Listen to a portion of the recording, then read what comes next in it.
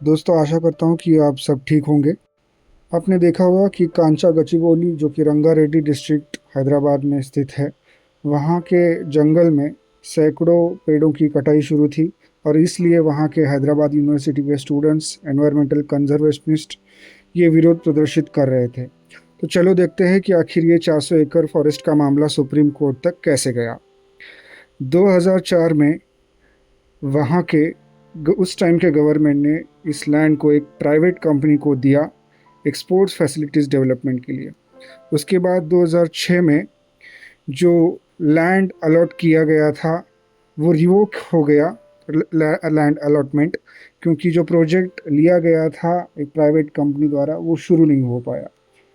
उसके बाद मार्च 2024 में नई गवर्नमेंट आई और उन्होंने इस लैंड को रीगेन किया और उस टाइम हाई कोर्ट ने जो निर्णय था वो उस गवर्नमेंट के फेवर में दिया था।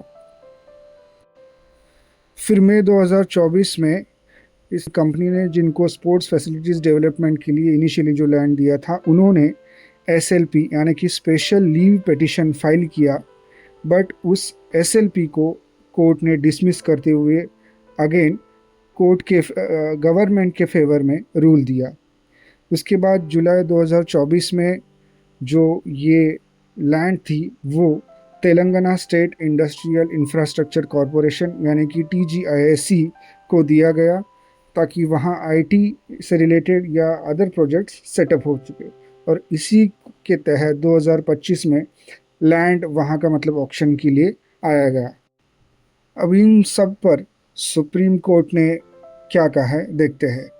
कांचा गचिबौली वन क्षेत्र के 100 एकड़ के क्षेत्र में हुए विनाश की चिंताजनक तस्वीर पेश करते हुए सुप्रीम कोर्ट ने तेलंगाना के मुख्य सचिव को यह स्पष्ट करने का निर्देश दिया कि ऐसी क्या अनिवार्य तात्कालिकता थी जिसके कारण राज्य सरकार को विकासात्मक गतिविधि के नाम पर भारी मशीनों से पेड़ों को गिराना पड़ा और भूमि की खुदाई करनी पड़ी।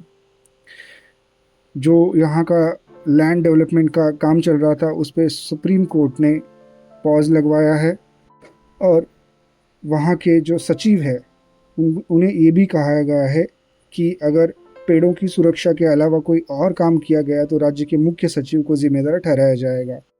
जस्टिस बेंच ने ये भी कहा कि ये जो काम वहाँ का किया गया है वो सर्वोच्च न्यायालय के 4 मार्च 2025 के आदेश के बावजूद भी किया गया है, जिसमें देश भर के वन क्षेत्र को कम करने वाली किसी भी एक्टिविटी पे रोक लगाई गई थी। न्यायालय ने बहुत सारे सवाल उठाए। अगर पेड़ काटे तो उससे पहले क्या आपने उसका एवोल्यूशन किया था, जो कटे हुए पेड़ है उनका क्या किया। तो न्यायालय ने मुख्य सचिव को 16 अप्रैल से पहले इन सवालों पर एक डिटेल्ड एफिडेविट दाखिल करने का आदेश किया है।